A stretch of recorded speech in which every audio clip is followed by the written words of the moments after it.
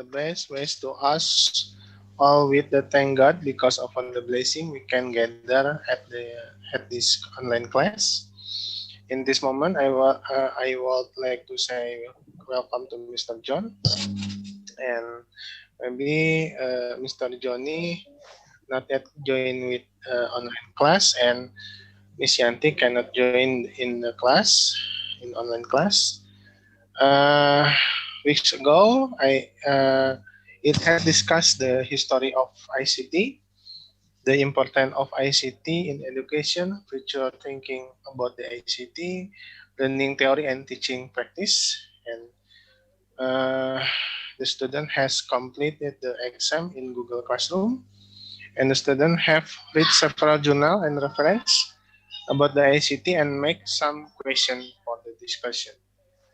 Well, to take advantage of the quality of the time, let's start this agenda by reciting Basmalah together, student.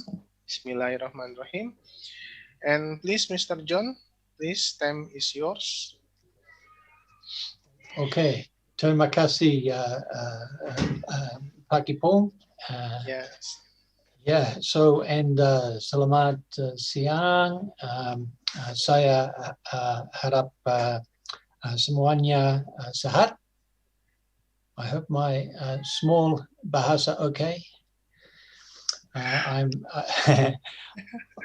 So I hope everybody is well and is enjoying the study.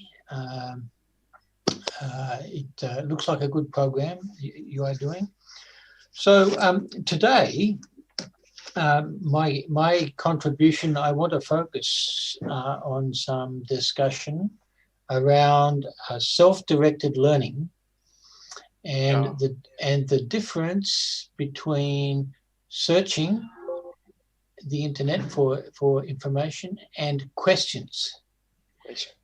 And while there is a very close connection between searching and questioning, there is also a big difference. And I want to talk about that.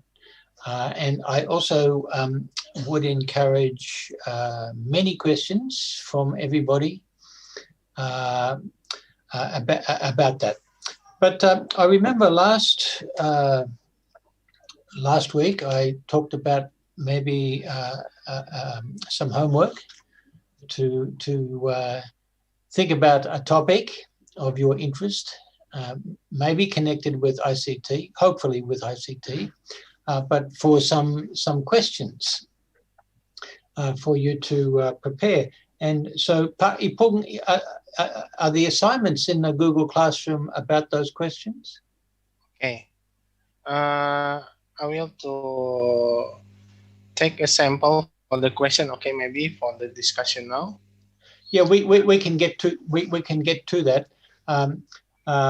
We will do it soon. Okay, but I just want to check that everybody is okay thinking about questions. Yes. Okay. Any problem with that task? Okay, everybody, student. Everybody happy? Happy. So you know, I can see many serious face. So very serious. Very serious face. It must be hard work doing study. Yes. Everybody's doing a lot of study, too much assignment, too much reading. Yeah. Okay, that's the life. But you know, it's a good life to come to university. You should be happy about that. Okay, so we will come to that, but maybe I'll do some slides just to start to get everybody thinking. So I will share my screen. Okay. So you can see this one? No problem? No problem. Okay, good. Okay. So then, today, last week actually, let me just first start with a few slides from last week. We talked about last week ideas from the change in history. We talked about history because we're coming into a new period in learning and education. We talk about digital learning, and we talked about last week the arrival of artificial intelligence, Internet of Things, the fourth industrial revolution. And so some people talking about education 4.0, not just industry 4.0, but education 4.0. And so this is when we're talking about ICT in education, it's about trying to think about all the ways in which we can use digital technology for teaching and for learning and for research, not just for communications and information.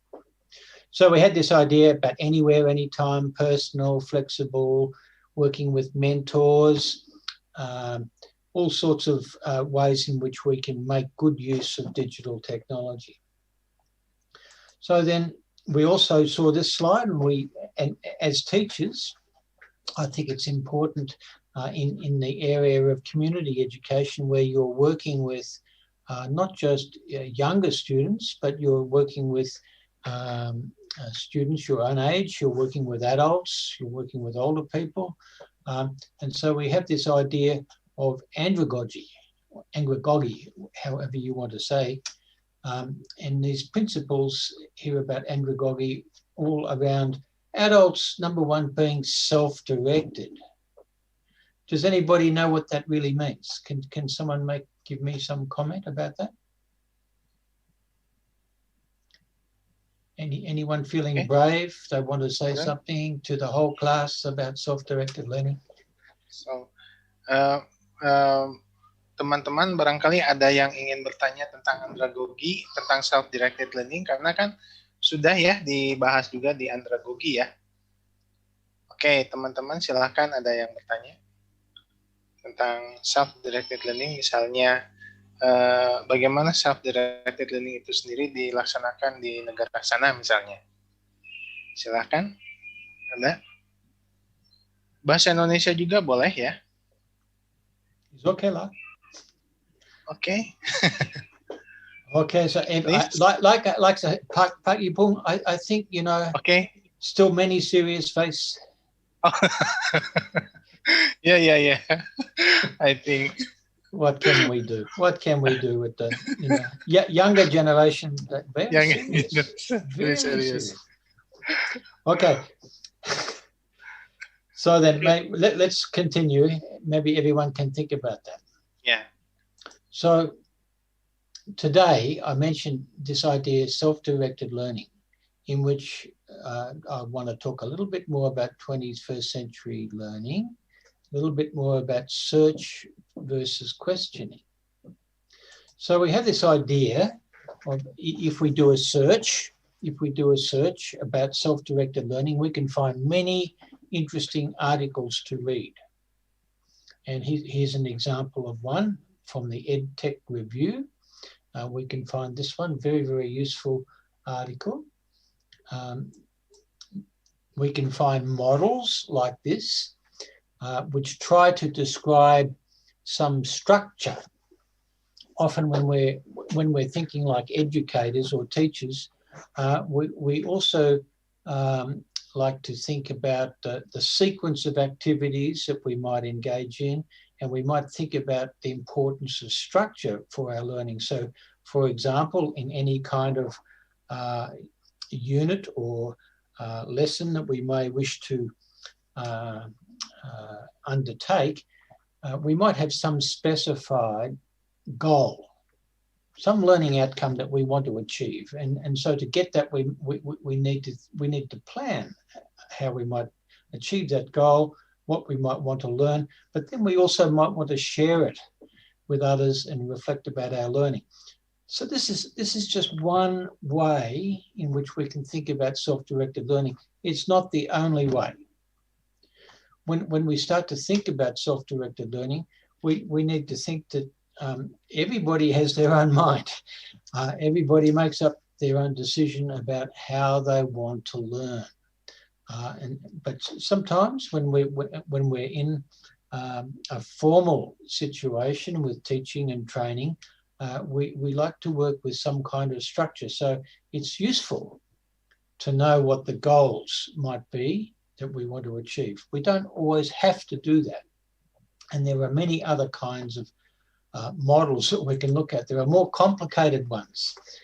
For example, here's another one, not specifically from learning, but in the field of leadership, where we're thinking about where I am at the moment, my ideal self. Who do I want to be? Who am I? My real self. What are my strengths? What can I learn? There's all these different loops in which we can move around this process and improve oneself with additional professional learning. All kinds of models like this you can find if you search around the internet looking for materials about self-directed learning. This is what ICT enables you to do. So I want to now connect these ideas. I'm imagining you all have your smartphones with you. And so I would like to do an exercise with an app that some of you might know something about, some of you may not. But if you scan this one, you will go to a particular website and it will open up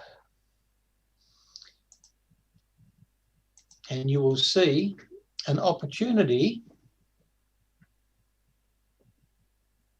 Can you find that one okay?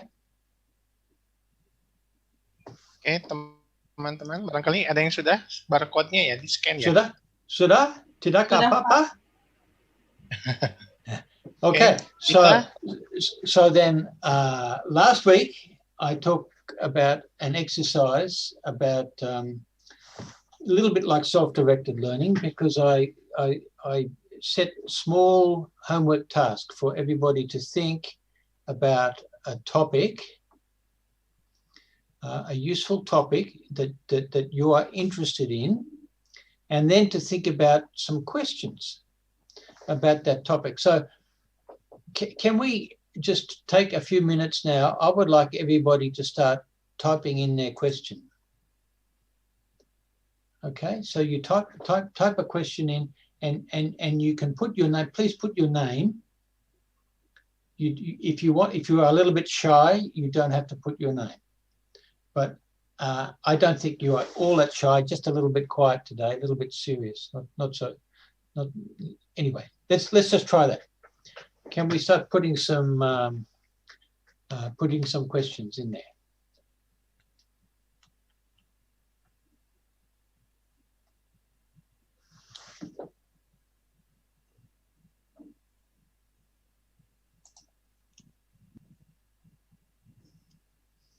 May I? Yes. Yes. Oh. This is not Alfia? Alfia? On cam, Alfia? Yes, I am. Okay. I'm sorry, sir. I have to turn off my camera while I record my voice. Is it okay? It's okay.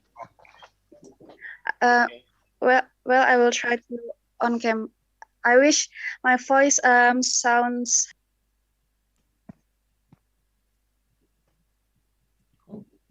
Missing. I think we lost your voice, Alfia. Okay. How is my voice right now? I'm sorry, it's good. my friends. It is good now. We have your voice now, and your face. Okay. Thank you. Yes. Thank you, sir. For the chance for me to ask and discuss with you.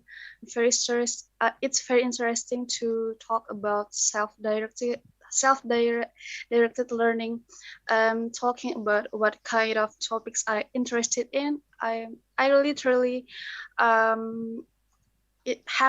an interest to talk about marginalized community.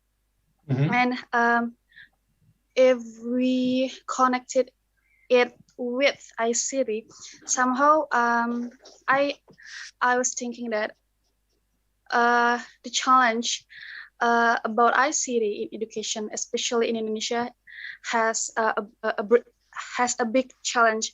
That's one of what I read, what I have read from the journal about the challenge of ICT in education. The journal and the articles explain that some challenge we have about ICT in education, such as the infrastructure and the content development. Somehow, when I try to relate it with marginalized community, it has the challenge. It has the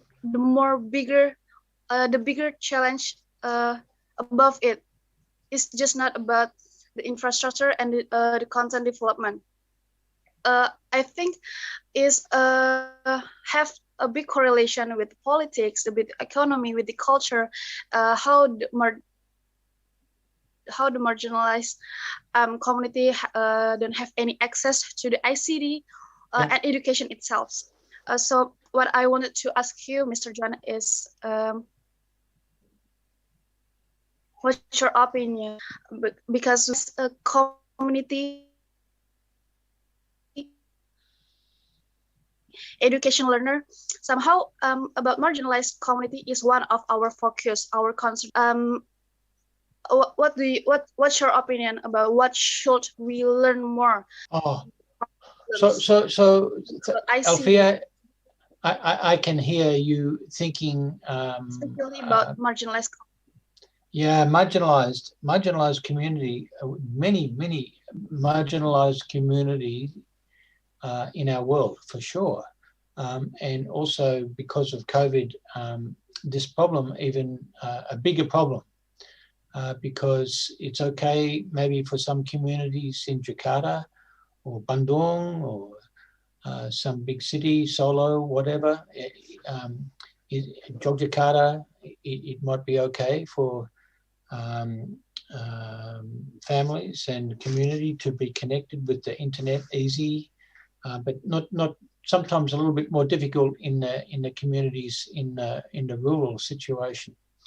But you know, I don't think I have an answer in a general sense to your question, because your question really is about the marginalized community, and in many ways I think you're more the expert than me about that situation. You understand your context better than I do, and so that's why today I wanted to try to focus in on the importance of not just the answers to the questions, but thinking in questions and the importance of questions as we start to learn things together. Because to your question, I could ask you a question back, Alfia. When you talk about marginalized community, which kind of community do you think of most? That is my question to you. Of what? I'm sorry, sir. So when you think of this concept, this idea of marginalized community, which kind of community do you think of? Ya, tentang masyarakat ya. Like the minority based on the especially ras, suku, like gender and economic class, etc.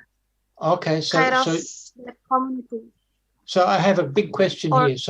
So in this class, would we say the minority are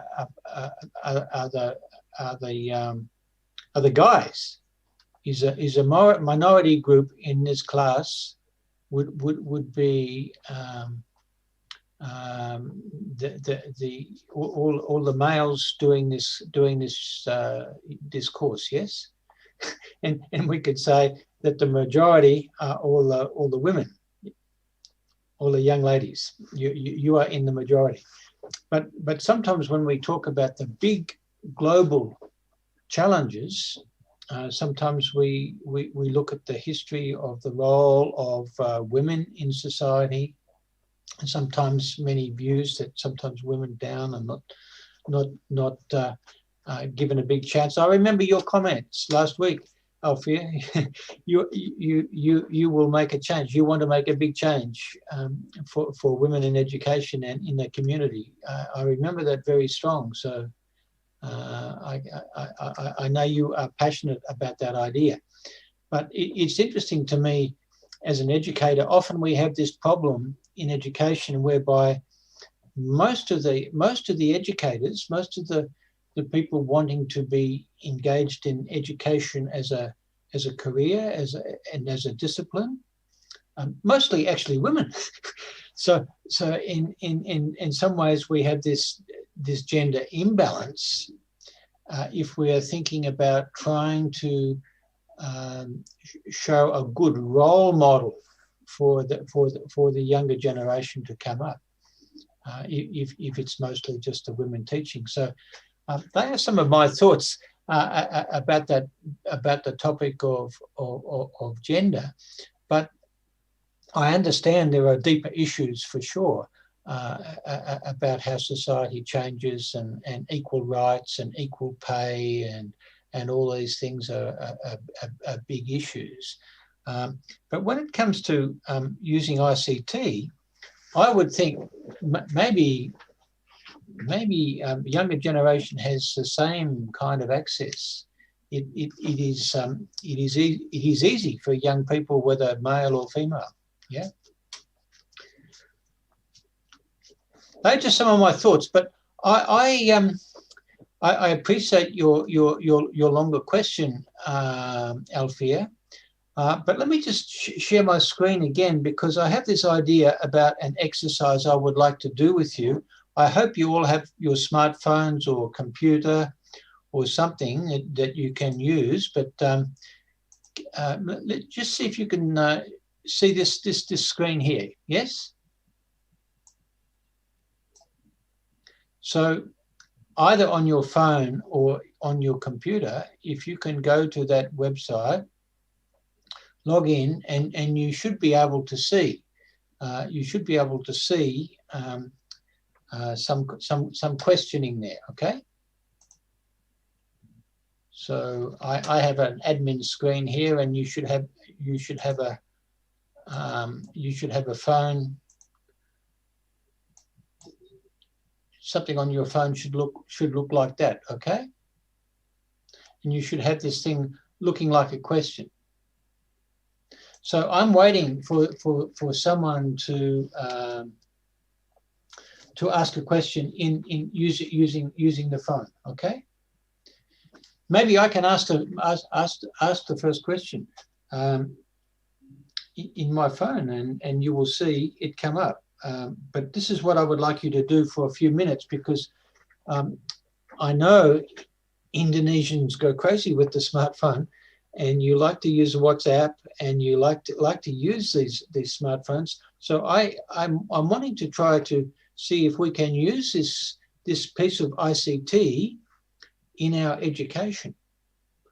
And what I want to do is I want to see if we can ask some questions using this technology. So I will go there, and I will ask a question. Maybe have more minute for to we can do it in it for a couple of minutes, I think, Pa. Yeah. No hurry. So okay.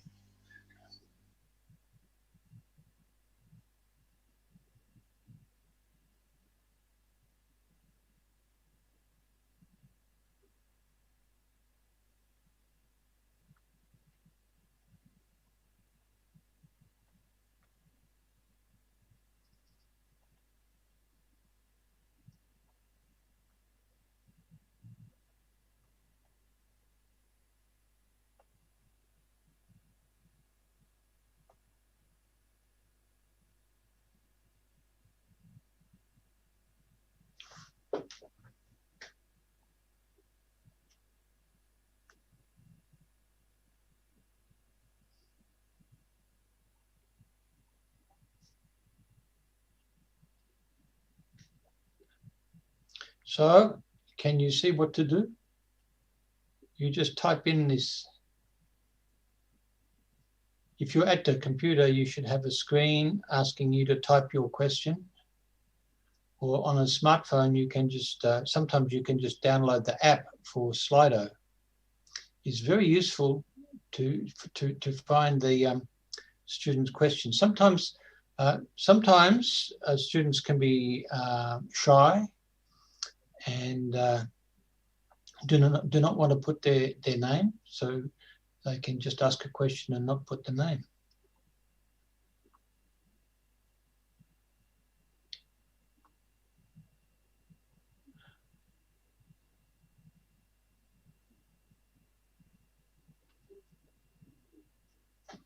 So maybe not understand.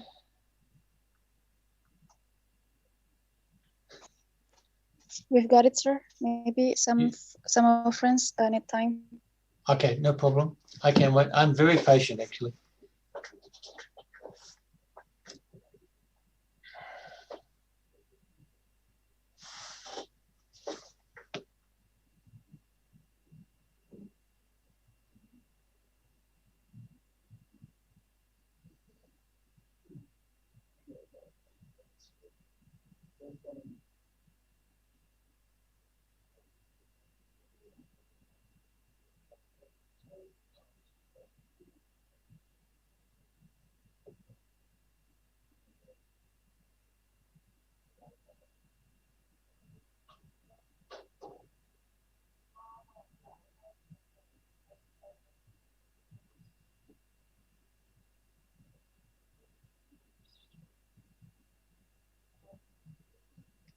Ah, it's good. Now I see questions coming in. Very good.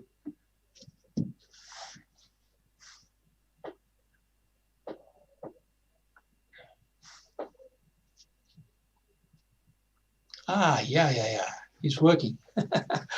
Now we can see. Now we can see an app. We are. So I'm not just a talking head anymore. We are using some other kind of ICT with my talking, and also my silence. I will be quiet a little bit longer because I want to read some of these questions.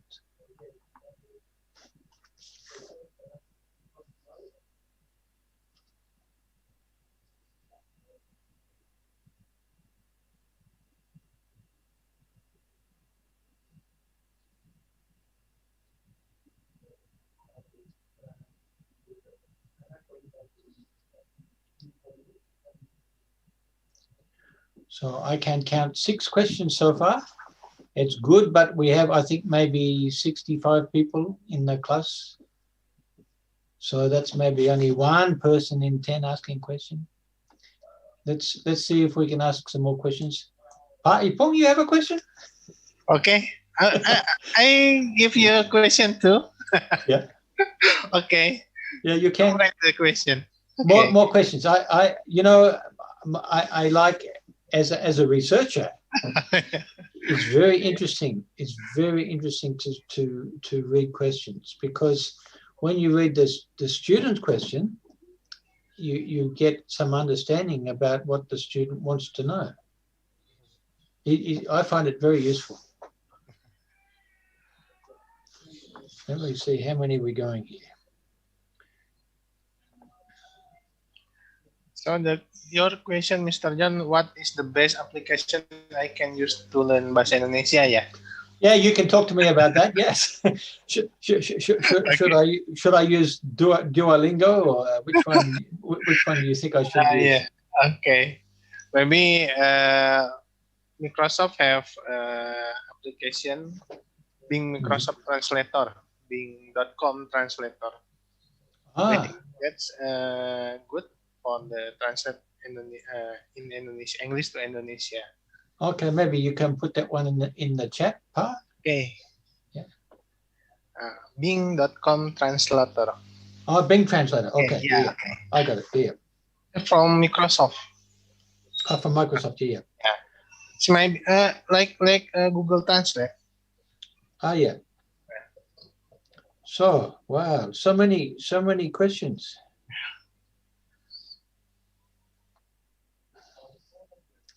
So some people can see, you can see, many people like my question, but some people like Jenny, Jenny's question, this one, how do you describe the progress of educational technology towards improving the quality of teachers and students? And you can see some people, other people like this one. So what we can do with all these questions, we can it's okay if you like my question, but I would like you to like some of your fellow student questions, and we can then see which questions that we can think about as a group. It's great to have so many questions coming in. Here's one here from Witri, Diane, Rafani. How to make learning using ICT can be adapted to student learning styles and can make a student become independent learners? That's a great question,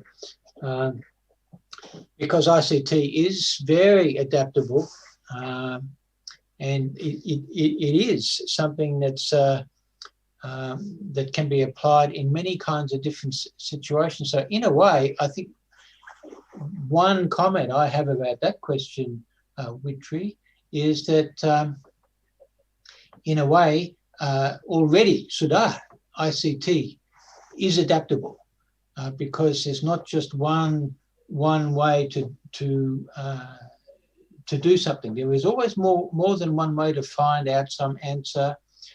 Whether you go to Google, you go to Bing, you can, or maybe you go to WhatsApp and you ask your friend or something. There is always more than one way to find an answer. So some people like to sit by themselves and think and look at the screen and think, what does this one do? What does this one do?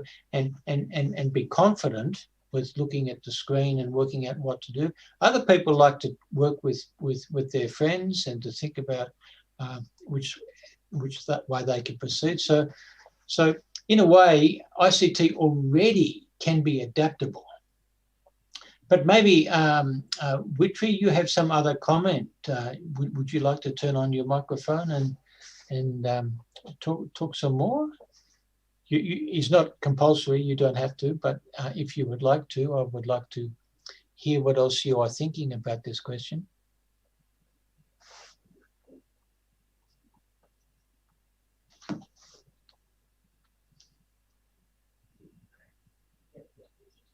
Sorry, Mr. John, can... Yes, Witri? Maksud saya itu like in distance learning, like PJJ, because a student is so bored with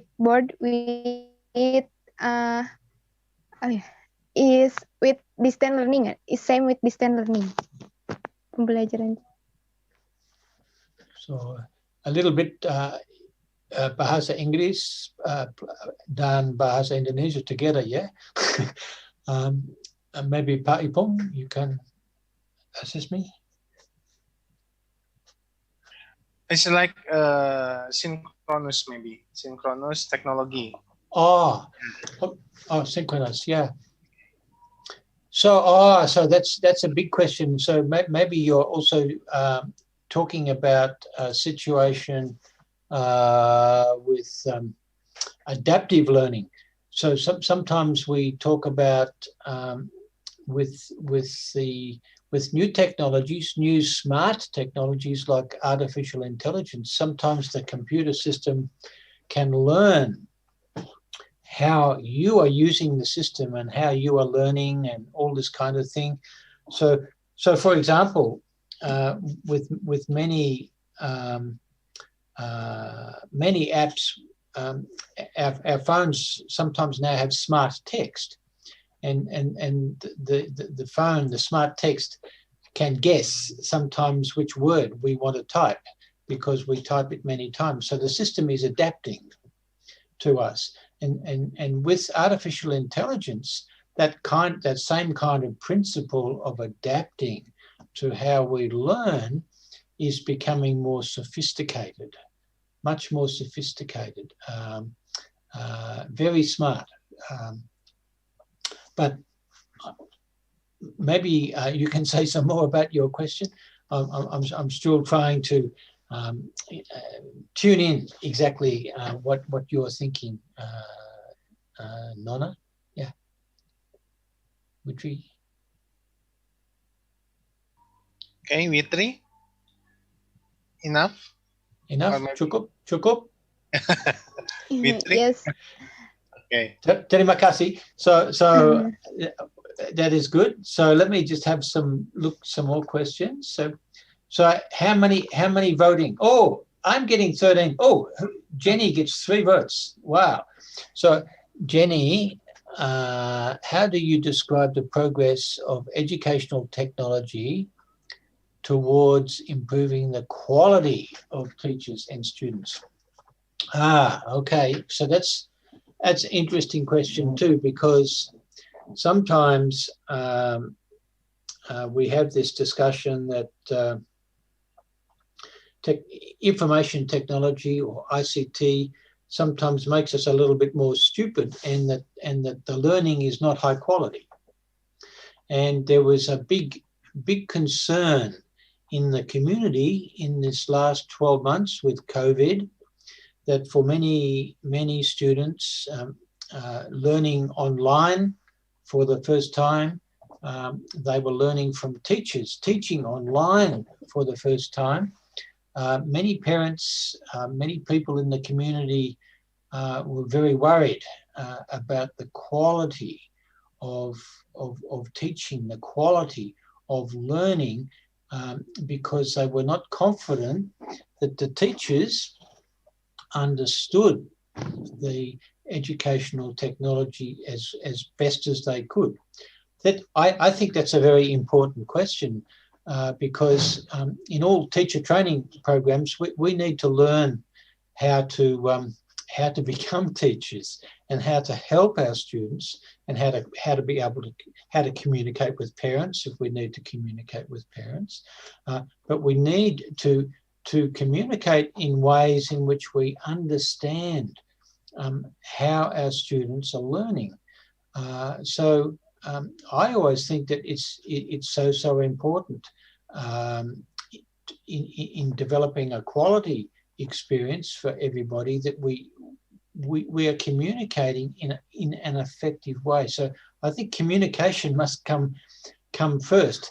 And when I think about ICT, or educational technology, if you like, Jenny, I think it's important that there are three terms. There is the I, there is the C, and there is the T. A lot of the time people think there is just the I, is information, and there is the T, the technology. We're just looking at content, looking at information, looking at videos, looking, thinking, not communicating. But I think communicating is the essential piece for an educator to practice. And so to do anything about the quality of teaching and learning, we have to know how to communicate with our students, and we can all improve our communication. I wish, saya harap, I could speak. I have better bahasa Indonesia. Maybe I can speak much better with you. But I am at kindergarten. I'm still learning. I'm a novice, just learning basic bahasa, not much. And so my quality of teaching in international with you can improve. I have to improve the quality. I can talk in English, and I can share my ideas and share my experience and things, but I can also improve. And so I think another thing here that is important for teachers is to be thinking about this practice of always thinking, how can I improve? How can I learn something here with my students together? How can we learn something together? I think this is a nice experience. If we're learning together, maybe we can find the quality experience together. So that's just some of my thoughts. Jenny, thank you for your question. I can see you are getting some more likes, so that is a good thing. It's always a good thing to have more likes. Everybody likes likes. Yes. But I think most people likes to have the likes. I'm very happy to have 23 likes. I will have to get some good answers maybe in the chat about the good apps. I think Duolingo, last time I I should use Duolingo a little bit more. Maybe my Bahasa can improve. Let's have a look at some other questions here. So Nursiti, I will talk about the elderly and the technology. So that's maybe people like me, you're thinking? The old guy, the old people in the society. Some old people have difficulty keeping up with technology advances and confusion. Gap tech. Oh wow. Okay, gap tech. That's an interesting word. I haven't seen that word like that one before, but gap tech is interesting. It looks like Indonesian word maybe.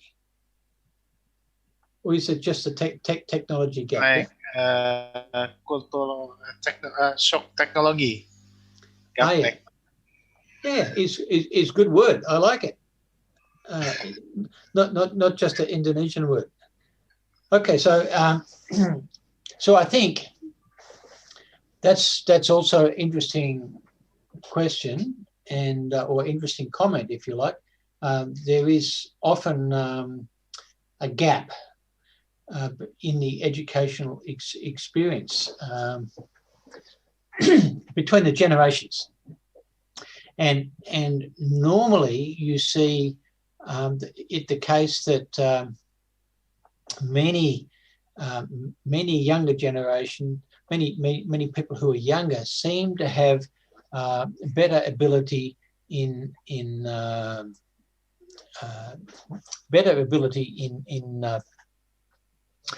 using technology than the older people. I think that's often the case, but is not always the case. Because I think sometimes some elderly people might know more about the technology, about the origins of the technology, and maybe less about the social. Okay, maybe the older people don't know how to swipe left and swipe right and all that kind of things so much, but they do. Maybe they know something about the desktop computers a little bit more. But I understand this problem because I saw an article about from the United States just yesterday about the vaccine and some of the big problems with the vaccine. Everybody must register on the internet to get their vaccine shot. But the problem is that many older people cannot use the internet. They don't have it on their phone or something like that. So it is a problem. I understand it being a problem, but I think as an educator, we have to find ways in which to cross those boundaries with the generations. I recommend, Nositi, you might like to do some search on YouTube and look for computers and generational change. You can find very many interesting and quite funny YouTubes there that can provide you with some interesting insight about this idea of gap tech. But you know, I think the problem of gap tech is that we all have this problem actually, because in fact we might think we can use our technology today, but sometimes there is some new innovation tomorrow, and we also have to learn we also have to cross that gap. We have to learn the new technology all the time. I'm not sure if that is an okay answer for you, Nusidi. Do you have your microphone? Would you like to talk some more about that issue? Nursiti, silakan. Ya, apa boleh pakai bahasa Indonesia, Pak? Boleh. In Indonesia, oke. Okay. Oke, It's sorry, okay. sir. It's okay, Nona. Jadi singkatnya kenapa nanya pertanyaan seperti itu, karena kan teknologi itu harusnya hadir memudahkan seperti itu, tapi bagi sebagian lansia itu justru kayak ya gregetan sendiri gitu, karena kan dia gaptek gitu dan susah menyerap informasi banyak hal baru gitu, jadinya nanya itu gitu. Terima kasih. Okay. The question, why give the question like that? Because the technology is a challenge for the parents maybe today. So, John. So, Yeah, look, of course, I think parents are always challenged with the students. Generation, okay. Yeah, it is always because the young, always the case, the young generation has a faster mind, can learn more quickly, can understand technology more quickly. But I think if you are working in community education, you have to think about not just the K-12, not just K-12. You are thinking K-99. You are thinking about the whole community, and so as an educator, you need to learn about the different ways in which we can approach the use of technology. Actually, my opinion about this is I think the big problem is not the technology, it's the confidence. It's the confidence to use it. That is all. Actually, I think it's a simple solution. And many people sometimes, too much on the screen. I don't know what's happening. What happens if I break the internet? What happens if I break the computer? Many people are afraid to click. They are afraid to click because, it might do something bad, or maybe I will click my bank account and it will cause the tax department to take too much money from me or something. Some silly kind of fear. Many people are afraid. Actually, when I first started working with IT, maybe 30 years ago, before that I was a music teacher, and I was learning about the computers the first time, and I started to work part-time in the computer lab to help the students and to help the university staff. And most of the time, when people would ask me questions, I could tell they were just not confident. It's the one common thing that most people experience with technology. It's not that they are not able. Everybody, young and old, are just as able to use the technology, and the technology in many ways is becoming easier and easier to use. So what I think is important from an educator's point of view is to find the ways in which you can include people from an older generation to communicate with the others. So it is a challenge for you just as much as it is a challenge for me. Good answer. Nursiti. Jadi intinya mungkin semua ya. Jadi persoalannya itu tidak hanya tantangan buat orang tua saja, ini terkait dengan kemampuan intelijensi ya, kemudian kemampuan. Tetapi yang jelas adalah salah satunya adalah kepercayaan diri orang tua gitu.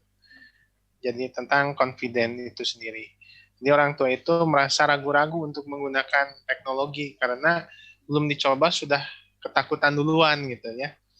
Jadi sudah takut duluan. Jadi itu yang membuat shock gitu ya teknologi itu sendiri. Nah, jadi itu barangkali tadi pendapat dari Pak John ya. Jadi penggunaan teknologi ini ternyata tidak hanya dipengaruhi oleh berbagai faktor terkait dengan kemampuan intelijensi, tetapi salah satu lainnya adalah kemampuan kepercayaan diri itu sendiri ya. Okay, next, Mr. John. Okay, so next we have Nabila.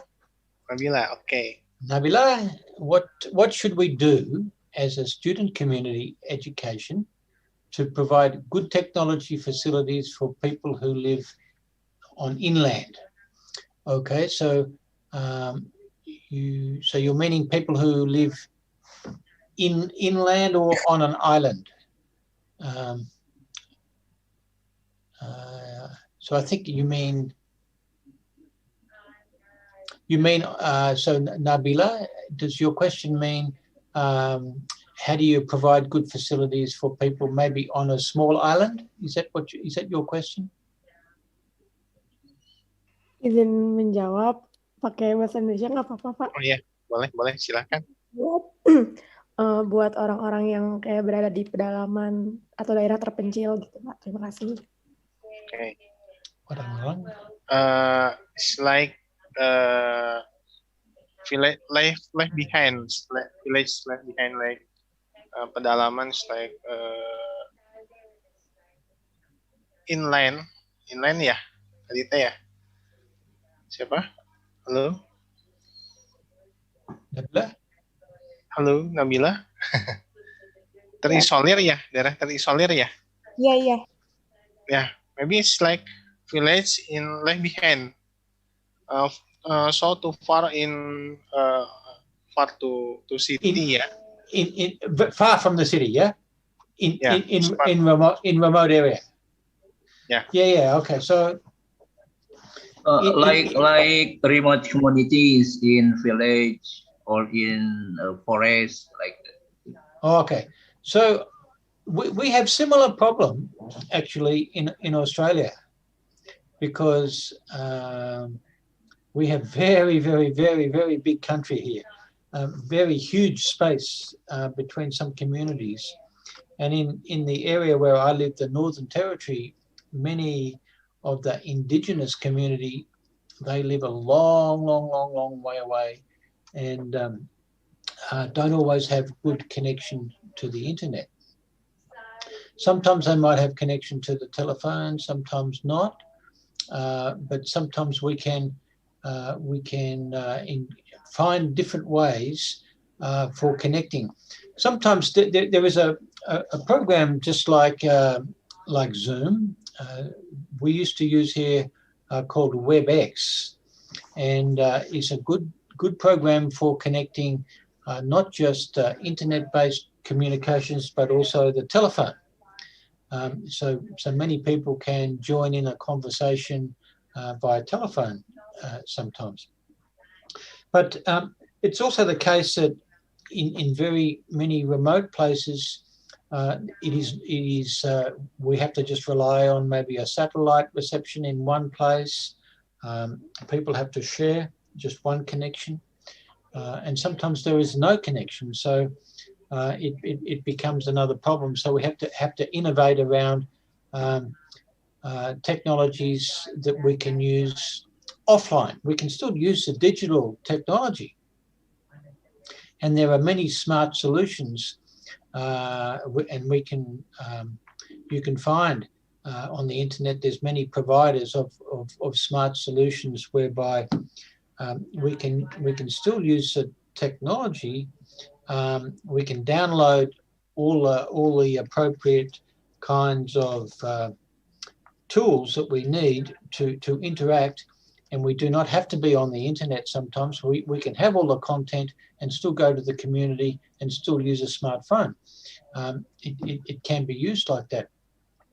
And also in Australia, we have different kind of technologies that can provide little small local Wi-Fi networks in a community without being connected to the internet, but just have a local connection. So there are interesting ways, more than one way, to experience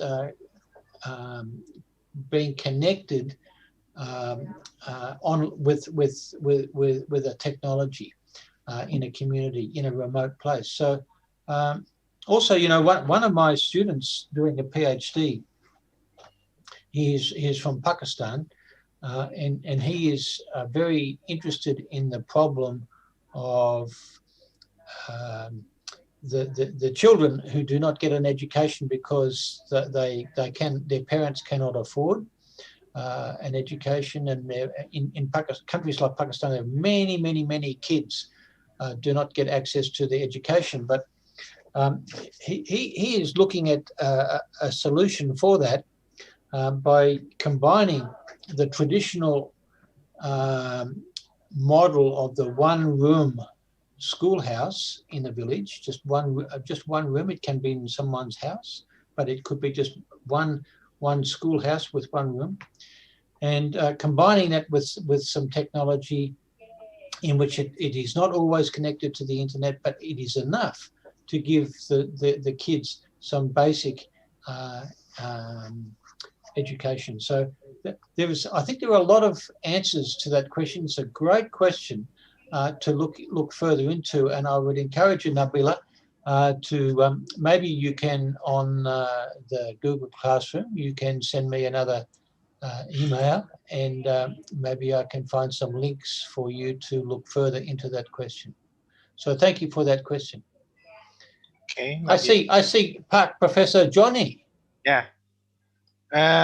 Join Mr. Johnny. Yes. Okay, siap, Mr. John. Selamat siang. Apa kabar? Yeah. I just joined. Okay. No problem. So Pat, what we are doing is I have an application on my smartphone called Slido. This one here, Slido. You can download, and I set up a question for free, and I'm using this one, and all the students are asking questions on Slido. And on the right-hand side here, we have the likes. Yes, I just joined at slido.com. Okay. Slido.com, yeah. And if you go to slido.com and you see this QR code or this code here, 36611, you put that in and you can ask question there. Yes. Okay? Yeah. Okay. So let me see. Next question we have from. Please continue. Okay.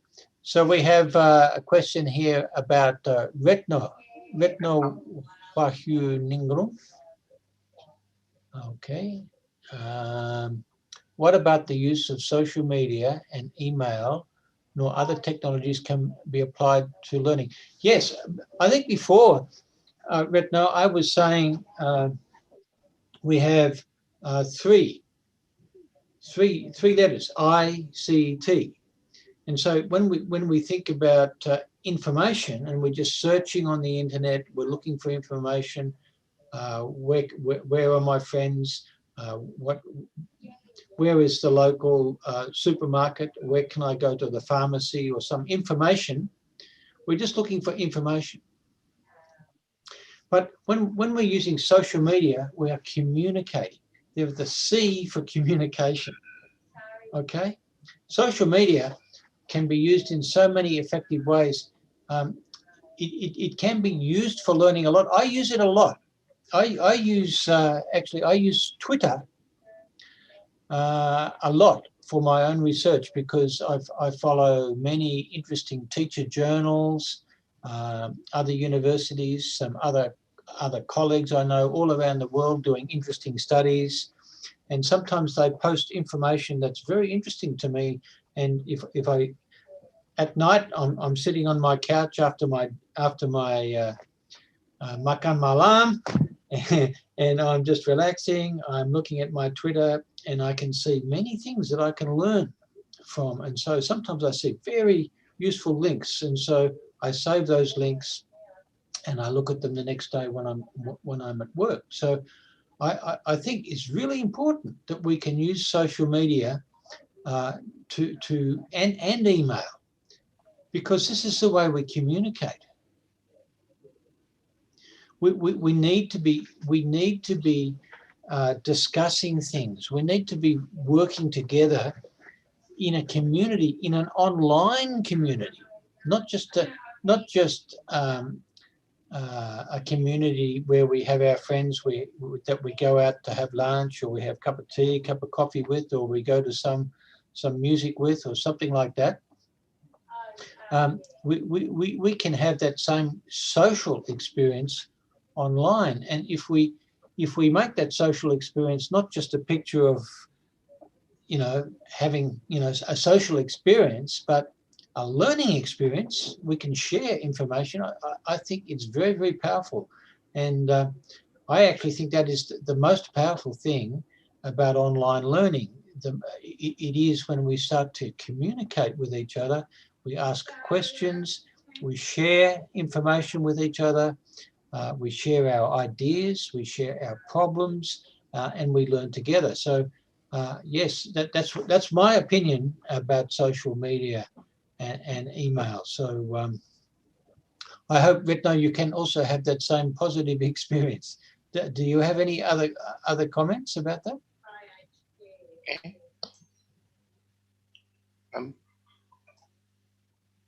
Okay. Hello. Retno? Actually, I don't know. Is Retno Nona or Pa? Not nice. I'm sorry, sir. Retno can speak now because the microphone was broken. Oh, okay. Microphone, he can break. Tidak apa-apa, no problem. Okay, so we have another question. Najla Kizaz Rizki. How can we overcome the sheer immensity of a region that is difficult to access technology, especially because of the rules of the Moors, so they can't access it? Oh, yeah, so some communities, some ethnic groups may have strong opinion that maybe social media, maybe even technology is bad for society. That can be a big problem. I think what is most important. Local community, in my opinion, must also be the most important authority in many ways, because we need to keep our communities together, and we need to keep our communities not too disrupted. So, of course, many different communities will have many different views about whether technology is a good thing or a bad thing, whether human society is making progress, or whether we are having very many bad things happening.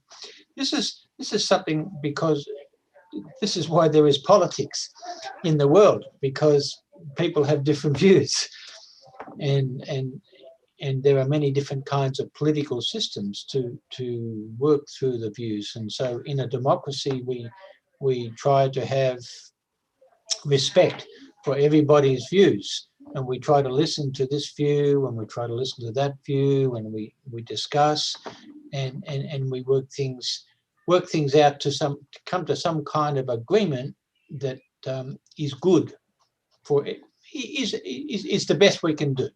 Sometimes it's not so good, because the difference is only maybe 52%, 48%, or 55, 45. Sometimes we get a better result, and many people support one idea more than another. So when you have a situation where in some region there is a problem in terms of accessing the technology, I don't know. I don't really have a good answer to solve that problem, but I think it's a good question, and maybe is worth thinking about further. And one way to think about that problem further is to try to maybe think about other questions. What other questions can you ask, Najla, about about the community you're thinking of? Is there another kind of question you can ask? Because it sounds to me when I read your question that, oh, it's too big, I cannot solve that problem. You see, I have that problem too. When I wake up and I listen to the news and I think, oh, crazy world, you know, the world is going mad. So many bad problems in the world. What will humanity do? How can we fix this thing? It's too big. It's always too big for us all when we think like that. So I think it's important that we try to find some small piece that we can understand, that is not too controversial, that we can be helpful, we can share some useful information. We do it step by step. That's I think all I can answer that one. But I think it's a very good question, and I think you articulate what sometimes we describe as a wicked problem. You know, a problem that is difficult. Is a problem that's difficult in size. Okay. I hope that is good enough. Okay, Nazila, enough? Okay. Thank you for the answer. Maybe I will write another question. Okay. Please. Okay. Silakan. Yeah. So Septian Fajar, as a community education student, how to educate people who are not reached by technology. You know, sometimes we have to think about technology in clever ways. Technology isn't always this one. Remember last week we talked about ICT, the history of ICT, that human beings for thousands of years have been solving the problem of communicating at a distance. And so once upon a time we have tribes in Africa using the talking drums, and we have tribes in North America using smoke signals, and so the technologies are not always sharp, not always shiny, and like this. That we can come up with some kind of solution for education that is a different thing. I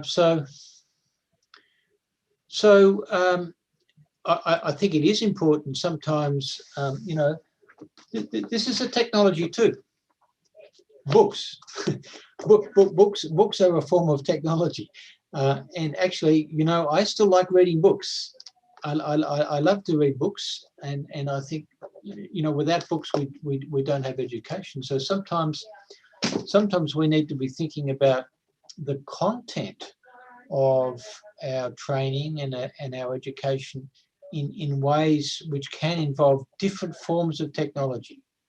Sometimes we might want to use the internet, and we might want to have a special reading that is saved as a PDF or a Word document, and sometimes it might be available as a printed document or in a book.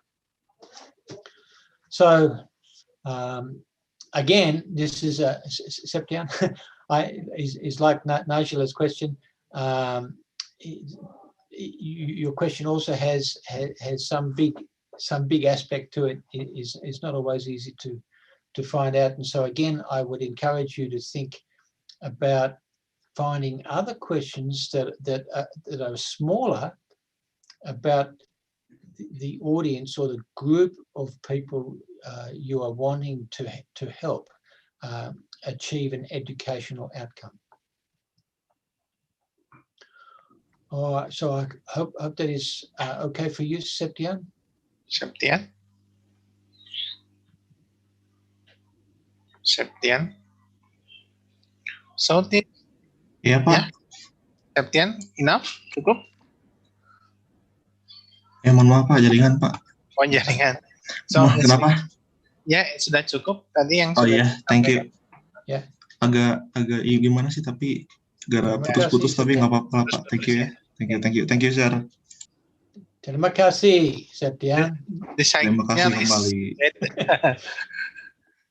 So bagus pertanyaannya. Thank you. Thank you. Okay, so Siti, what is a form of optimization of ICT in supporting education in the midst of, where did we go? Andres. Oh, he's up there. He's got extra light. Yeah. What is the form of optimization of ICT in supporting education in the midst of global competition, and if disparities in service quality occur? Okay, how to solve it? Oh, wow. Quality of service, QoS,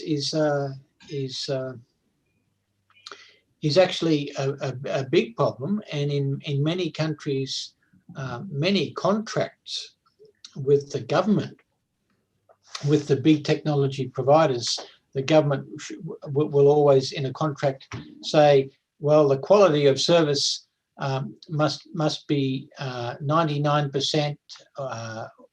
I've lost your question. There we go. It must be very high in order for the government to pay the contract. So quality of service is something that many of the big technology companies are always trying to fix that problem. And in fact, in many ways, I think the industry, the technology, the ICT industry is so important.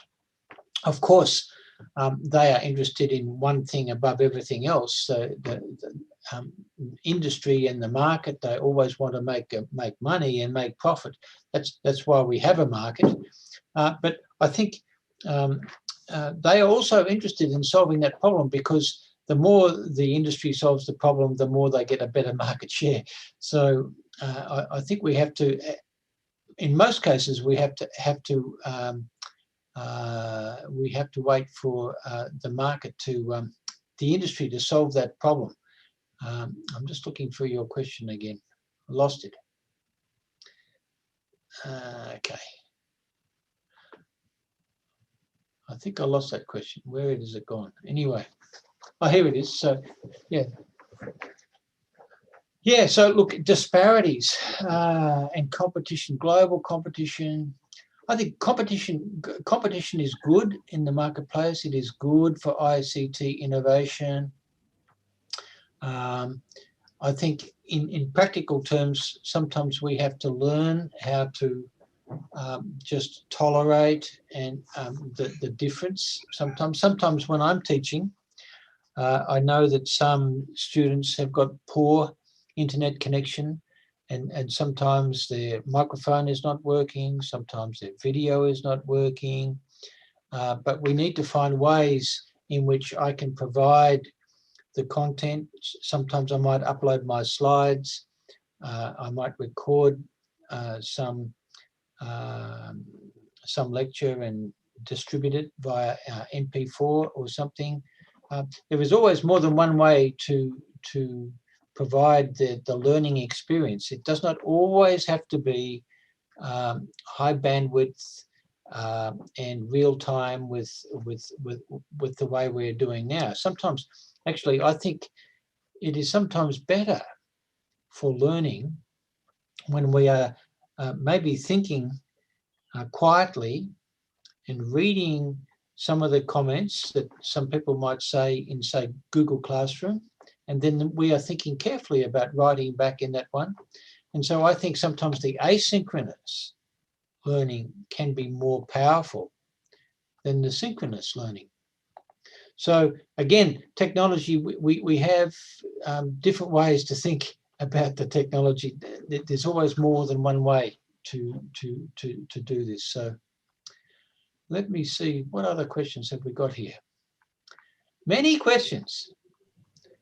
So many questions. Wow.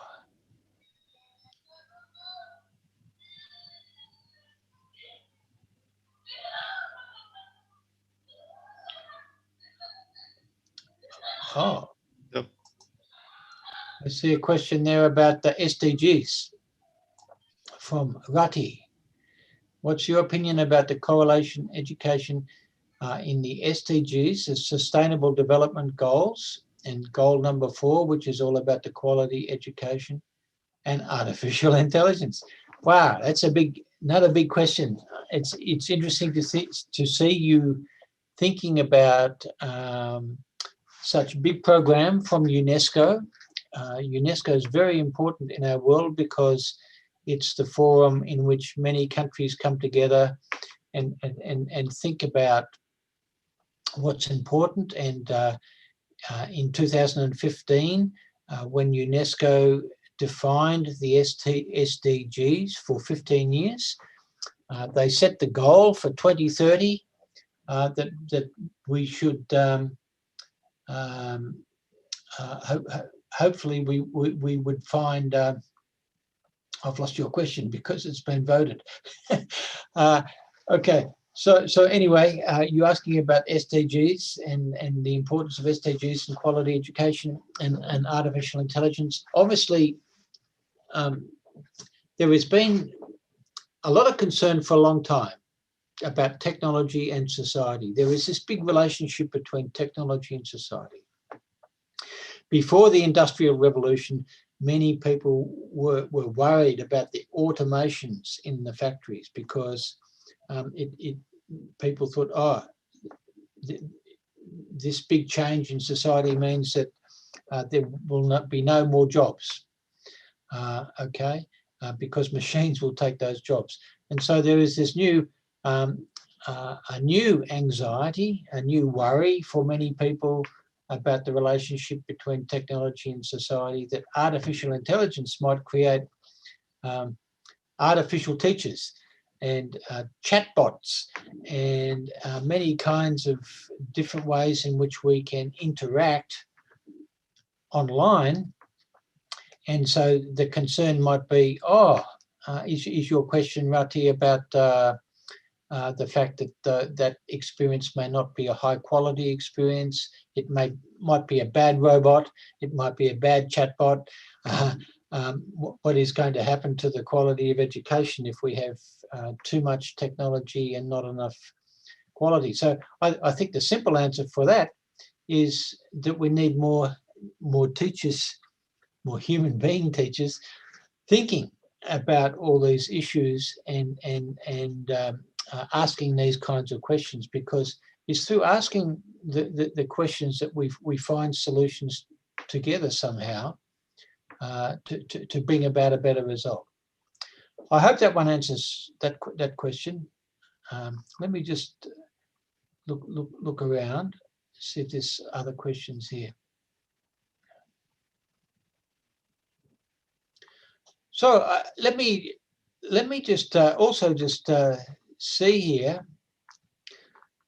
It is good just reviewing all these questions. Oh, look at this. I'm pleased to see a comment there from Andre. I remember Andre from last week. You asked good questions last week, Andre. So in your opinion, a good application to use for learning Bahasa Indonesia is a large dictionary of Indonesian and Google Translate Indonesian. Yeah, okay. I use Google Translate a little bit already, sudah. Mungkin tidak cukup, but terima kasih for your advice. I don't know the word for advice, but terima kasih. Okay, so let's come back. We looked at some of these questions. Riza, Aditya, what happens if an educator is technology blind? That's an interesting concept.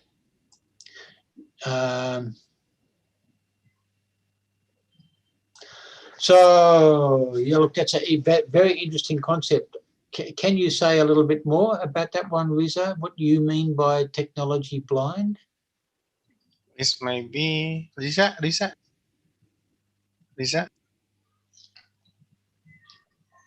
You have many people like your question, Riza. 11 votes. Okay, maybe technology blend is can use the technology.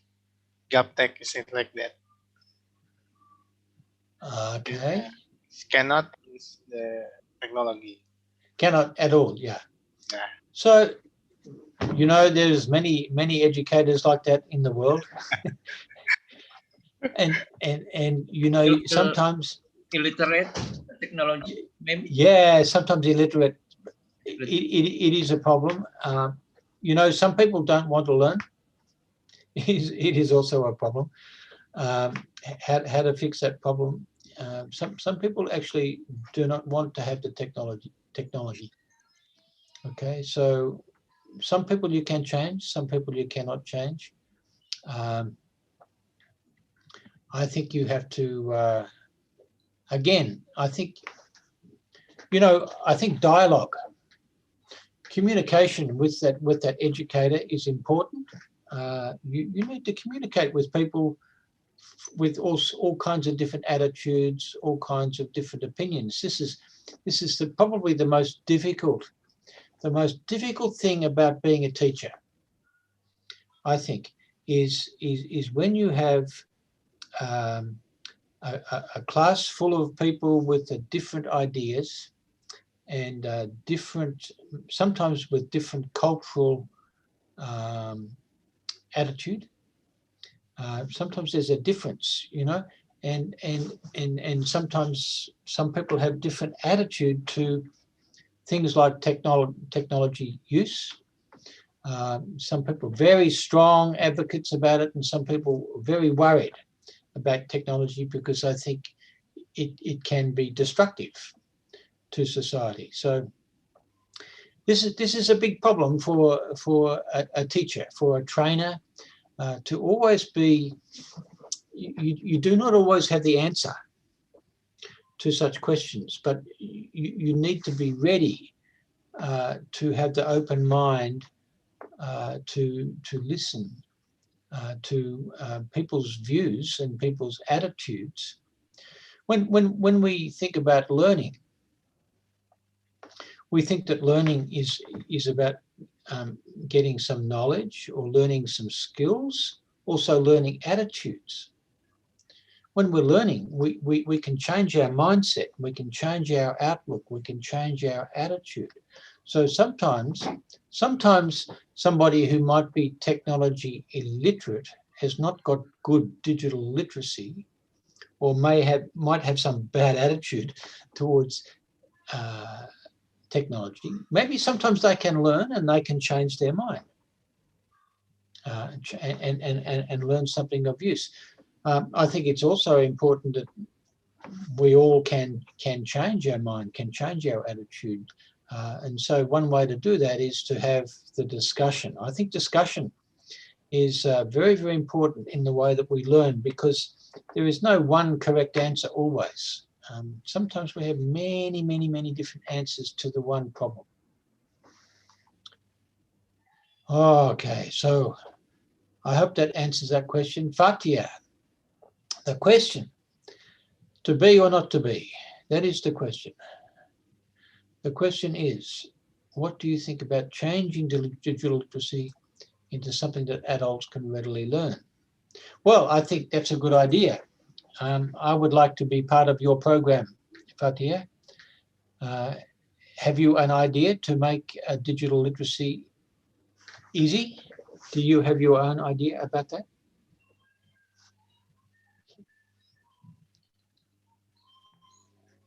Fatia? Mungkin?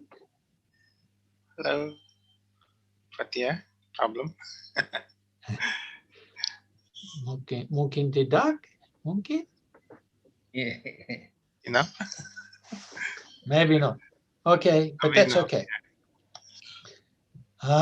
Okay, so then, I'm thinking it's 5 o'clock. I have also some more slides, but I hope just this little experience can show you that we can have interaction using an app as well as our screen, as well as the talking head. We're using technology. We're trying to mix up the technology experience here. For me, I find, as a teacher, I find it very, very useful to see all these questions. In fact, more questions than I can answer, but we can collect these questions. These are very useful questions to think about, and so this using Slido is one way in which we can find questions that others are interested in using. Oh, here's one I haven't seen before from Amelia. How are our efforts to increase ICT knowledge in society? Well, I think, wow, that's a good question for you to answer, maybe Amelia also. Do you have opinion about that one?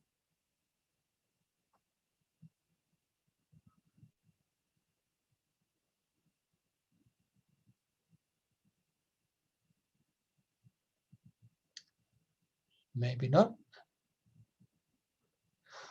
So then let me just, okay, so I'm going to stop sharing the slides of that Slido. Oh, okay, Prof. John. Okay. I have some notes, about the question from our student, Yeah. In Indonesia, Prof, especially in traditional societies, such as rural communities and the elderly, technology is often problematic because they are generally less technologically literate. Yes. Yeah. Perhaps you have experience in applying technology to society with the characteristic above. Please comment. Yes.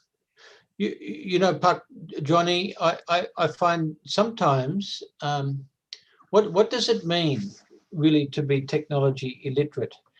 Because many years ago, I remember the first time I saw a rice farmer in the sawah, talking on his phone while also ploughing the ground and talking to his friend, or sitting down on the side of the sawah talking to his friend. Many years ago, I saw this, and I'm thinking this was the start of the big technology revolution, in which many people first experienced the internet through the social media and the smartphone. They don't know anything about the computer. They don't know anything about the laptop, any of those things, but they know a little bit about, oh, I can use WhatsApp, I can use Gojek, I can use the phone, I can use this one, and so it's a start. Do you have application Gojek? Huh? Do you have a Gojek application? Yeah, but not in Australia. But when I come to Indonesia, I see Gojek, and I can order my fried chicken. I can get the fried chicken delivered by the Gojek. At the hotel, I am goreng. I can order that one from the Gojek. It's good experience, and also when I know many other applications like the Uber Eats, and all these ones, they're very similar. So what I'm trying to say, I know it's an important question. I'm not trying to make it trivial, but I think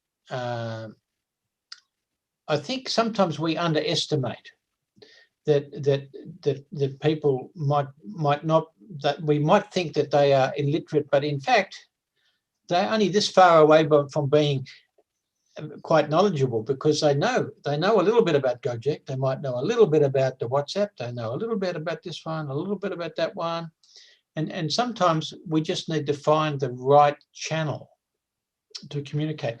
Sometimes some of my Indonesian colleagues sometimes a little bit slow to use email. But I'm sometimes waiting for an email reply, waiting, and then I'm thinking, oh, maybe did I do something wrong? Do I understand not enough cultural understanding or something? And then I might send a message on WhatsApp, and I get the message straight away back, because everybody likes to use the WhatsApp a bit quicker than the other way. So when I think about digital literacy, it's not like the driver's license where we have, you know, very strict way that you must know this one, you must know the word processor, you must know the Excel spreadsheet, you must know how to use Google, you must know how to do that. Yes, that might be all important, but sometimes some people just know how to use other things. And so I think as the society is evolving, we, especially as educators, we have to be ready to learn new ways all the time. Okay, Prof. But in Indonesia, especially in community education, we know that the target of community education is mostly marginalized communities. Yeah. Such as the poor, yeah, poor women in urban areas. Yeah. Homeless people, beggars, in Indonesia, street children, Yeah. the elderly, and the others. According to Prof. John, what technology is most appropriate for this kind of society? In Indonesian cases, okay. Well, I am a bit nervous to answer that question, because I'm not really expert on that one, because I think,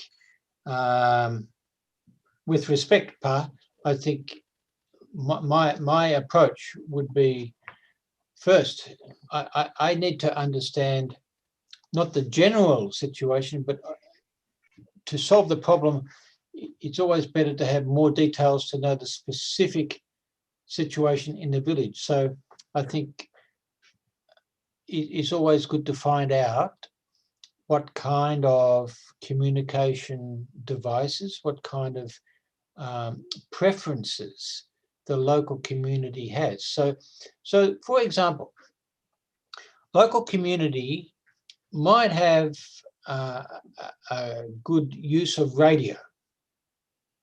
They might like to use the radio as the main communication system.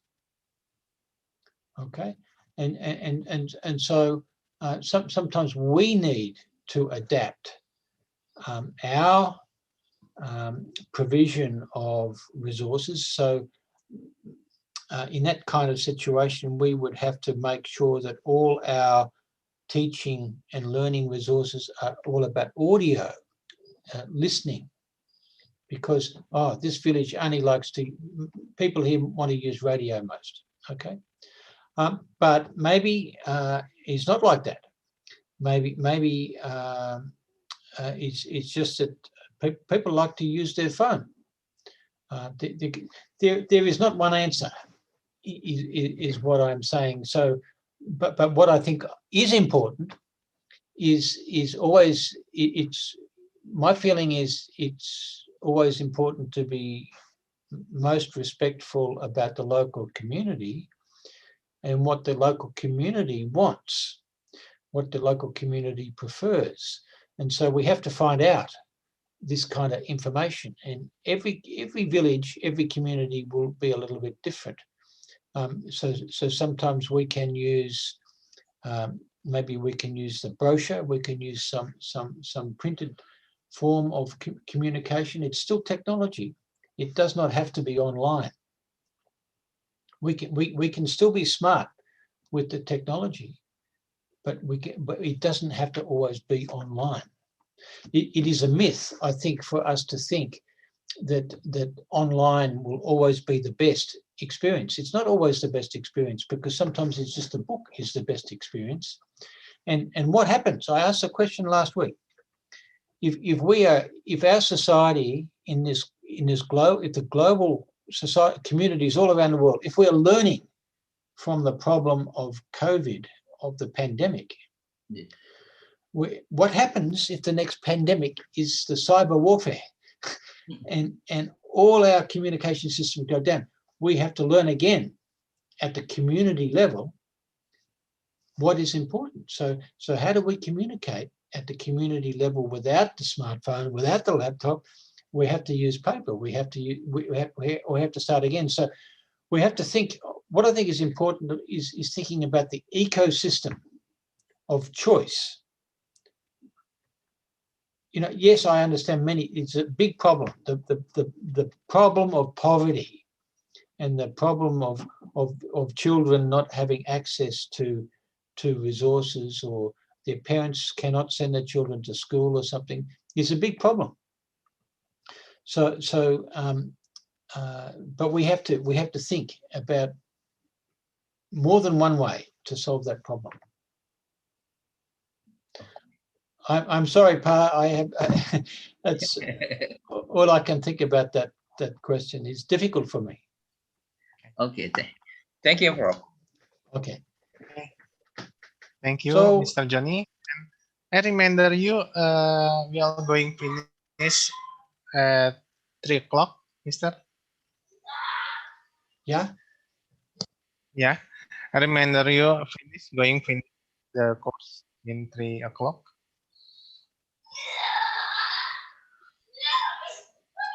Okay. Hello. Hello. Oi. Sinyal. Okay. So Pak Ipong, I also had some other slides. Maybe I'm talking too much. Okay. No. Okay, maybe you can explain your with presentation. Maybe you have time 15 minutes. Yeah. 15 minutes. 15 minutes. Okay. Okay. I can. I'm looking. I can see a few more smiles. Maybe not so serious. Oh, yeah. you know, Pak Johnny, when the session start today, many serious students. I think serious student. Many serious students. Serious student or silent student? Well, maybe, I'm not sure, but anyway, I like to see this smile, so you can smile at me anytime. Okay, so let me share I will share my other screen. Okay.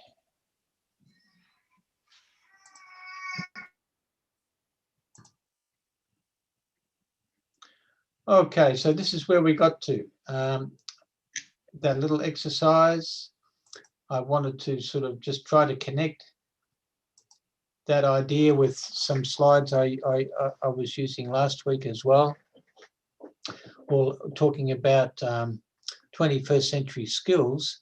And remember, we were looking at ICT literacy in this area down in here, all these different foundational literacies.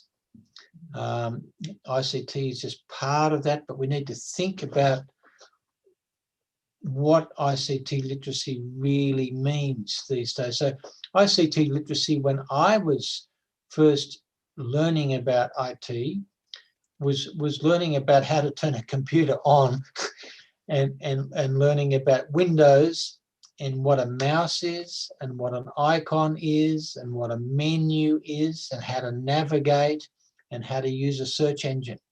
Those sorts of things were basic ICT literacy. These days, I think ICT literacy means many different kinds of things. And so if we're using social media all the time, we need to know all about swiping left, swiping up, swiping down, all these different techniques with the interface, with the computer, with the smartphone interface. So ICT literacy means many different things. But we'll see here. I like this diagram because it's looking at the place of ICT literacy. It is important, but it is not the only thing. It lives within this this whole area of competencies and character qualities. We're trying to educate. If we're trying to educate our kids, we're trying to teach them about the world we're living in. We're trying to teach them to be curious. We're trying to teach them to be confident in taking initiative, to persist, to persevere whenever there's a difficult problem. There's many difficult, wicked problems. We have to persevere and think those problems through, ask more questions. We need to think about adaptability. How can we be adaptable? If we want our students to be adaptable, as educators, we also need to be adaptable. We need to be able to show leadership, but we also need to encourage leadership from our students. It's wonderful when students are confident enough to just interrupt, ask a question, and do that thing. That in my culture is not so. It is not really disrespectful to maybe raise your hand and interrupt and ask a question. Maybe it's a little bit different in Indonesia. You have to be a little bit more respectful. I'm not sure because I've not lived there long enough, but I know there is variation with the way that we might ask questions of the teachers. But I do think it's very, very important that we encourage our students to ask their own questions. And that is why I started the session with this experience using Slido. And so then I've hinted at some of the, we talked about the 21st skills of the learners. Sometimes it's also useful to think about what the profile of a modern teacher might be. You know, we need to see ourselves as co-learners with our students. This is the big challenge of ICT, because sometimes there is a new program to learn and we need to learn how to do it together. It's like us all learning how to use Slido together. We learn how to do it together. It is not all just about one expert telling you how to do things all the time. And I was also wanting to talk a little bit, but I don't think we have a lot of time here, but maybe we can talk about this more on Google Classroom or next time or something. But I think it's really important to think about search engines and questioning is slightly different things. Sometimes we can find a lot of information from Google, a lot of information from Bing. All those search engines can help us find lots of information.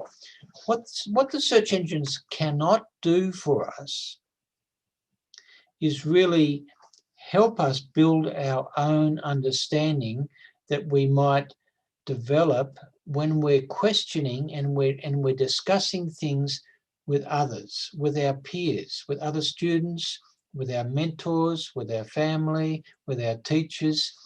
Questioning is so important. And it is my view that when I think about traditional education and 21st century education, I think the traditional education is a situation where the teacher always asks most of the questions. But I think in the 21st century education, we need the students to be asking questions, and we need students to be thinking in questions. The problem with the traditional method is we teach our students just to always think, oh, I have to answer. We're teaching them to think in answers. What I think is more important in the 21st century education is we're teaching our students to think in questions. That way they can think about how to solve the big problems, the big world problems, if they're thinking in questions, because they can think how to ask the right questions. So, and then, you know, questions can seek things like answers and facts and data and information. This is what Google does for us, but Google doesn't always provide advice and explanations and understanding and reasons, we get that from dialogue. And we need to sometimes go deeper into questions. We might ask a question which could be a big question, a wicked problem. The only way to answer a question sometimes is to find more questions. It's not the answer as such. So then, to connect with what I started the session about, self-directed learning and student-driven learning, it has all these facets to it. It's social. So yes, we should try to use social media. We should try to use our smartphones. We should try to work together. We should be an online community. We should encourage each other. We should encourage curiosity, be collaborative, all these different things. This is what student-driven learning is all about. And so, thinking about questions, there's lots of questions here that we can look at about the current situation. Lots of places to go to. These slides, by the way, I will upload to Google Classroom again, and you can look at these resources. But helping families ask their own questions could be the key. It could be the most important key to helping you engage in community education, because in doing it, you're finding out, well, what is this community? What is important for this community to find out? Sometimes it's better to find out what their questions are rather than you asking the question. And so there's a few slides here about this. There's a website here I would encourage you to have a look at. It has a big influence on me, called The Right Question, and it is based around this book here. And this book that had a big influence on me many years ago, and it is a book written for teachers, and it's called Make Just One Change. Teach your students how to ask their own questions. And last year, I got a small grant to help translate a lot of the resources here into Bahasa Indonesia. So there's this link here will take you to the resources about this all in Bahasa Indonesia. Okay. And so there's some other graphic here all about the characteristics of being learner-centered. So the main theme of all these slides today has been about trying to connect the importance of self-directed learning, student-centered learning, and the importance of asking questions. So I hope that the Slido experience has been useful for you to just try to discover some new app for using, for getting questions, and making use of that. By the way, there was another thing I could have shown you and we probably got a few minutes to do it. Also in Slido, we can create polls, and so I can if you go to your poll, on the Slido, you will see another option there to check on. So we can let me just see what that's doing. So if you look at your let me just see if I can get that going in the last few minutes. I've got some. So let me just share this screen. If I can. I'm just lost where I am. One moment.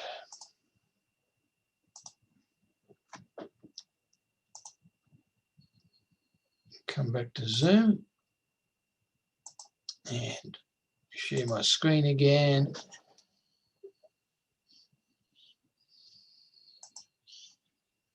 I think that's the one I need to share.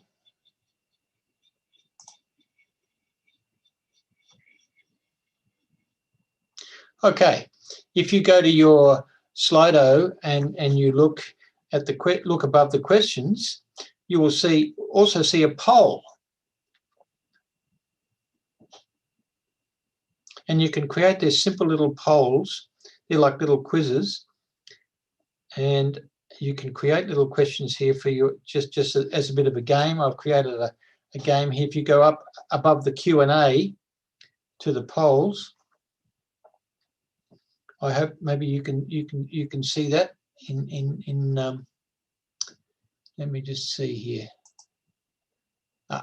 Whoops, gone back to the wrong one here.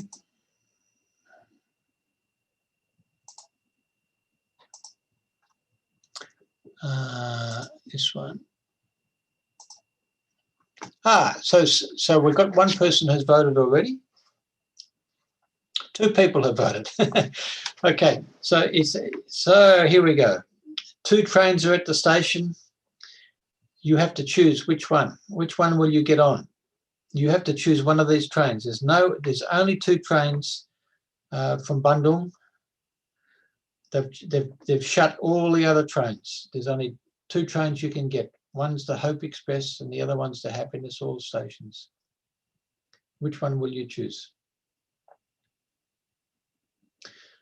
So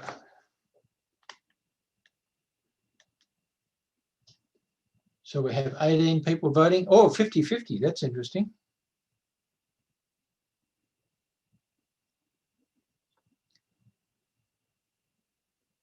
Oh, some people want to be happy the whole way. Some people are hopeful that the world will get better. We want the world to get better quickly. That's where the Hope Express is going. We want to go fast, and we want a better world very fast. But some people want to go more slowly. They stop off every station, be happy everywhere, all the time. So that's one simple little poll we can use. There's other polls I can create. Next time we can create another poll, but we can use other kinds of polls. But I just wanted to introduce you to how we can use apps in our learning. And it can be a little bit of fun, a little bit of engagement. It's good to see that everybody wants to be happy. Some people are hopeful. Okay, so then that's my presentation today. I hope that's been useful for you to think about all those things. So Pak Ipung, Pak Johnny, semuanya. I hope it's okay today for you. Okay. Thank you very much for Mr. John for the material presentation. There's so much we have learned today. Okay, student. Maybe Mr. John, you can give the exam or no exam for next week. Oh, you mean the homework? Maybe. Maybe. I would say, why not? Kenapa tidak? Okay. Semuanya look at Slido and maybe create some more Slido experience. Yeah. And so number 1, and then number 2, I would like to learn about some app that you like to use and you think could be used for education, for learning. So maybe we should have some inquiry, looking at apps that we can use in community education. So how about that? What does that sound like? Good homework? Okay. Yeah, everybody's looking serious again. must be bad homework. Okay. Maybe you can repeat the exam. Maybe. Okay. Maybe I can repeat. Yeah. So number 1. Number 1. It's not compulsory, but maybe you can go to Slido, and you can also have a free account, and you can create your own Slido. Okay, Correct. so that's one thing. It could be interesting. Or maybe a group of you can together make one Slido. It could be interesting to do together. And number two, what could be very, very interesting could be to maybe in Google Classroom could be a good place. I think Google Classroom could be a good place to share some interesting apps that we can use in community education.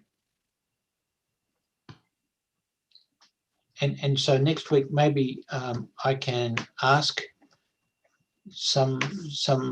somebody to explain to me some app that you like to use and maybe how we can use it in education. Okay, thank you very much. Ya, Cukup? baik. Cukup ya. Baik, kawan-kawan mahasiswa sudah jelas ya tugasnya. Jadi nanti tolong disiapkan slide aplikasi yang barusan dipakai ya. Kemudian Anda juga nanti bagaimana nih ketertarikan Anda terkait dengan community education, tolong nanti disampaikan di Google Classroom. Yeah. Okay, Mr. John, maybe Mr. Johnny have some message before I'm closing the course. Yeah, I think enough, but I say thank you to Mr. John, Saripung, and our student, Mr. John. Hello. Yeah. Once more, I say thank you for you. Terima kasih banyak. Yeah. I think the lecture material delivered from John really enlightening us all. I think it's a very, very enlightening and nice to meet you today. Okay, thank you. Okay, terima kasih. Nice to meet you too, Pak Johnny. Nice to see all the wonderful everybody. Semuanya smiling. Okay. Thank you very much for John. And I'm sorry I could not say hello to everybody. Each one. Sambil mikir jadi susah ketawa ya. Okay. Thank you very much, Mr. Johnny and Mr. John. At least for we are twin, Mr. John. Yeah. We are twin, John and Johnny. John. We are same. Some people also call me Johnny. And my family when I was younger always called me John O. John O. Yeah. Okay, Pak Ipung, please continue. Okay. Yeah. Okay. The conclusion is telecommunication has removed the boundaries of distance and reduce the difference between people in urban and rural area, difference in time and location, and heterogeneity in population characteristic are no longer a bottleneck in speed of information dissemination. So technology makes it easy to learn and learning. Okay, thank you very much. To close the program, let's recite the Alhamdulillah. Alhamdulillahirabbil alamin. So, thank you very much, Mr. John. Bye-bye. Terima kasih. Sampai jumpa. Terima kasih, Pak See you John. next week. Okay. Ya, Pak, terima kasih sekali lagi untuk Pak. Iya. Minggu depan. Oh, jadi saya pikir di ini hari ini